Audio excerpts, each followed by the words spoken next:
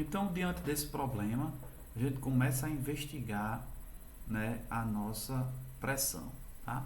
Ele está dizendo justamente que a pressão de alimentação é menor do que a pressão no estágio 14. Então vamos lá, primeira coisa, vamos ver onde é que a gente consegue encontrar essa informação do estágio 14, da pressão do estágio 14.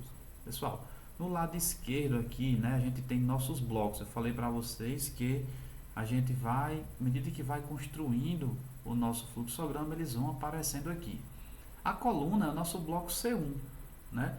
Então, na coluna, eu vou ter bloco C1 e eu vou procurar por profiles, né? São os perfis. Então, se eu abrir os profiles, ele vai me mostrar, certo? Então, eu vou procurar estágio 14 e vou ver qual é a pressão. A pressão está 17 ponto, né? Aqui, ó, 11,22. Essa é a pressão no estágio 14. Até aí tudo bem, né? Profiles, encontrei com essa pressão. Agora, eu vou fazer o seguinte. Vou voltar na minha simulação e vou ver qual é a pressão da corrente 1. Então, ao clicar na corrente 1, ela vai me dar a pressão, né? Aqui no caso, eu tenho que ver não o input, mas o resultado. Então, na corrente 1, ao lado direito, eu vou ter results.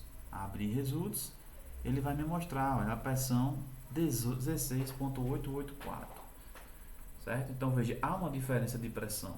A gente sabe, né, que para um fluido escoar, ele vai escoar da maior para a menor pressão.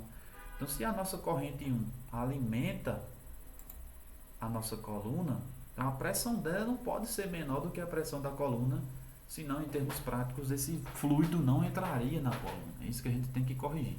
Tá? Então, se esse problema acontecer com vocês, atentem-se, né, a nesse caso.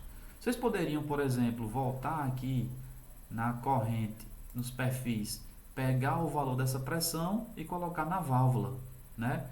Ou, vamos voltar lá no nosso fluxograma, vamos abrir nossa válvula, né? A válvula está 16,884, certo? Vamos deixar assim e vamos voltar aqui e vamos ver a nossa coluna. Nossa coluna, aba pressure, né? Já que o problema foi de pressão. E observe que eu tinha colocado aqui uma queda de pressão por estágio desse valor. Será que se eu apagar isso aqui muda alguma coisa? Então vamos fazer isso, vamos apagar, certo? Apaguei, retirei essa queda de pressão e ele já mostrou para mim aqui embaixo, ó, input change, ou seja, alteração nas entradas. Então já posso executar novamente a minha simulação, tá? Então vou voltar para o main flowsheet, vou mandar ele executar e vamos ver o que acontece. Olha só, agora os resultados estão disponíveis e sem erros, né? Se a gente olhar aqui no Control Panel que já está aberto, ele vai mostrar aqui no warnings were issued, tá? Então tudo certo, já está ok, a gente pode analisar nossos resultados, tá? Para analisar os resultados, a gente vai chegar aqui, né? Por exemplo, nas correntes de saída, né? Quem eu quero saber, e vou analisar a corrente 3, né? É uma corrente de saída. Eu posso colocar aqui também a outra corrente de saída no nosso flowsheet, é a 5, tá? Então venho aqui, coloco também a corrente 5 uma do lado da outra e posso analisar aqui se houve a separação, né?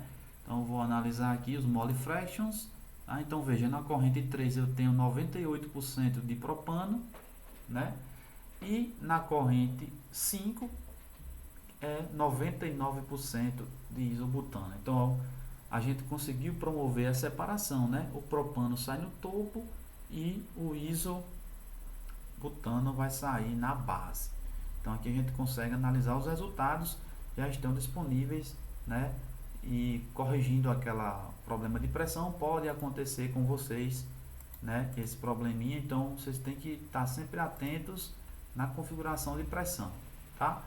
Então agora nós vamos passar para exportar o nosso processo, porque nós estamos rodando no estacionário, né? Esse problema foi resolvido no estado estacionário e agora a gente vai entrar no dinâmico, né? Vamos exportar nossa simulação para o modo dinâmico.